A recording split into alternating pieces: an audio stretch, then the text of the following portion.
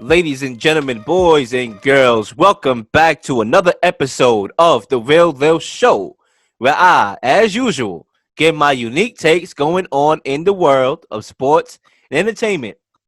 Man, oh man, we just finished the Danny Garcia and Errol Spence fight. Errol Spence taking that fight via unanimous decision. And I got a lot to say about that fight. Now, before I do, I need y'all, the listeners, the audience, to like and subscribe to my YouTube channel. This way, my friends, y'all can get the latest updates and be notified of when I drop content. Because I do drop content on a regular. Now, it's all about establishing that audience so we can get this content out to the masses. Because I give my unique perspectives, and I'm pretty sure people are tired of hearing the same damn thing. So I'm going to give you my unique perspectives, but I definitely need you to like and subscribe. And if possible, share this video with at least 2 people. If everybody can do just that, then we're going to be on and popping. But man, oh man, let's get right into the fight, man. And I'm going to start it off like this. Before the fight started, I had 2 questions. 2 questions that I needed to be answered in round 1 that was going to determine who won this fight for me. And sure enough, that's exactly what it did. The 2 questions I had was in round 1, right? This fight to me was going to be won in round 1. Number 1, how would Errol Spence look after the car accident? Is he still the same fighter, right? That was my question for Errol Spence. That I needed to see something in round 1 from Errol Spence to show me, all right, that guy is that same fighter. On Danny Garcia's side, I wanted to see, is he going to be aggressive right off the bat? You heard Angel Garcia saying that they're going to go after Errol Spence, which is unusual territory for a guy like Danny Garcia, who is perfectly known for his counterpunching and his timing. So, when I watched round 1, I basically got that question answered right off the bat. Spence looked good. Spence looked good coming right out the gate. You know, and don't get me wrong, I still gave Garcia that round 1, but I didn't see the aggressiveness in round 1 and throughout the fight that I needed to see from Danny Garcia, which is his pet peeve. We saw it against Sean Porter. We saw it against Keith Thurman. The slow starts is not a good thing for Danny Garcia. It's not. And I thought in the biggest fight of his career, that was going to be a point of emphasis from his father. Maybe it was in training camp leading up to the fight, but Danny Garcia did not live up to that game plan. In round 1, I thought it was a fairly good round. Spence landed a couple body shots. Garcia countered with a right hand on the head. He got a nice shot on Spence. Don't get me wrong, at one point in the fight, it was a toss-up round. I gave Garcia that round, but I thought Garcia could have been more aggressive. And when I saw he wasn't, even though I gave him that round, I still was like, you know what? This is going to be a Spence fight right off the bat. In round 2, right? When we go to round 2, Spence was throwing, he was landing more and throwing more. Garcia caught him with a shot that moved Spence back a little bit.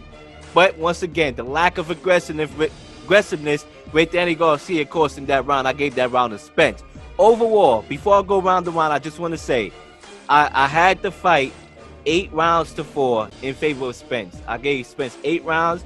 I gave Danny Garcia 4 rounds. I gave Danny Garcia the first round. I gave Danny Garcia round 4. I gave Danny Garcia round 12. Not round 12, my fault. Round 10. And another round in that fight somewhere I gave him. I know I gave him 4 rounds, right? But when you look at this fight from the eye test, Garcia is one of those dudes that, he got to land that shot. He got to land that left hook. And I think Spence made it hard. He was applying pressure throughout the fight. Throughout the fight, he was applying pressure and wearing Danny Garcia down. Now, credit to Danny Garcia. The brother showed heart. I knew Garcia was not going to take a KO because that's not how he's built. But huge underdog in the fight, and it didn't show me otherwise. Like I said, Garcia, once again, was not as aggressive as he should be. Errol Spence looked good. I didn't think Spence had any ring rust from my eye test from what I saw. And even though Spence said he did have ring rust in the beginning, I damn sure ain't see it. Spence looked good, man. He looked good.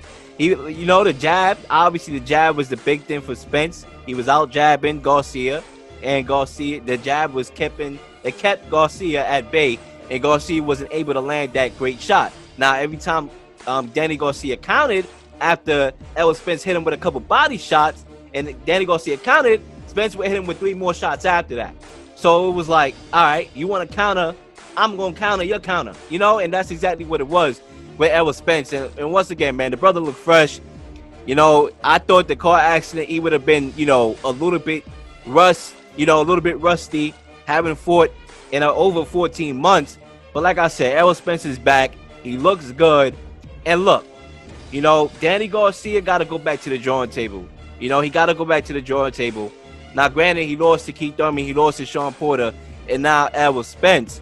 But, I won't put him away. I won't say the Danny Garcia show is over.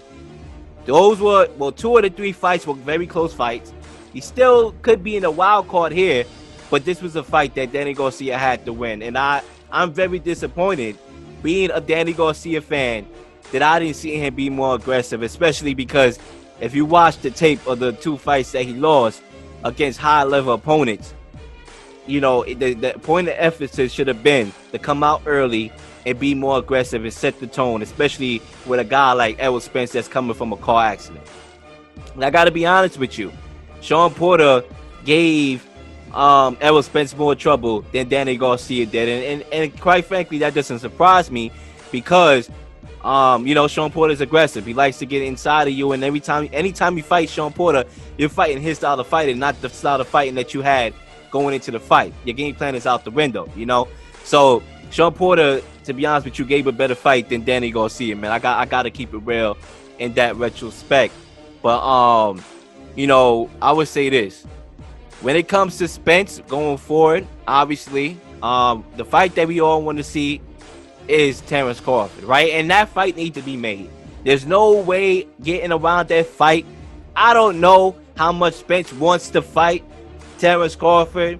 I didn't hear him say his name after the fight was over when the female reporter asked him, who do you want to fight next? It was, I want to be on vacation. Now, granted, I know the brother worked hard to get healthy for this fight, especially coming from that car accident, but I got to keep it real. This is the Real Leel Show. You should have brought up Crawford's name. That's the fight that we want to see right now. And that's the fight that needs to be made Monday morning. Why not make that fight right now? All right? I seen everything. I seen all I need to know tonight.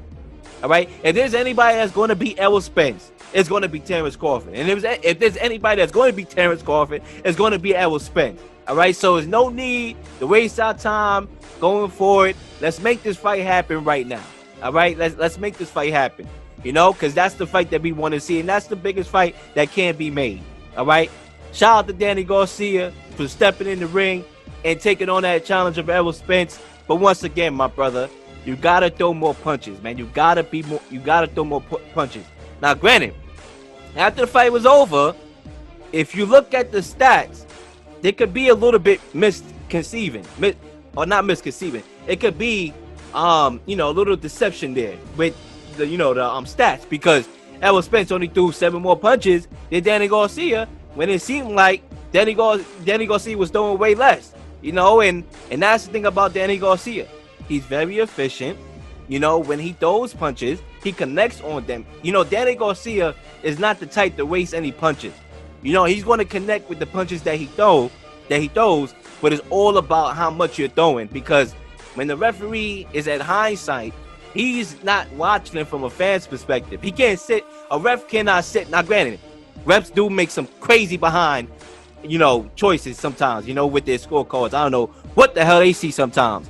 But to judges, credit, they're not watching it from a fan's perspective like me, that I can sit back and be like, so-and-so. They're watching it in hindsight right up front, and they see who's the more aggressive. So, we'll see what happens with Danny Garcia going forward, and we'll see what happens with Errol Spence going forward. But like I said, okay, I want to see Errol Spence and Terrence Crawford. Make that fight happen. Otherwise, I'm not interested, because Errol Spence showed me that the brother could come from a daggone car accident and pretty much school Danny Garcia, who is a dangerous fighter. So that tells me right there that this fight with Terrence Crawford needs to happen. And that's my thoughts, ladies and gentlemen. That's my thoughts for the night. This is your boy, Real Leel. Like and subscribe. And we're on to the next one.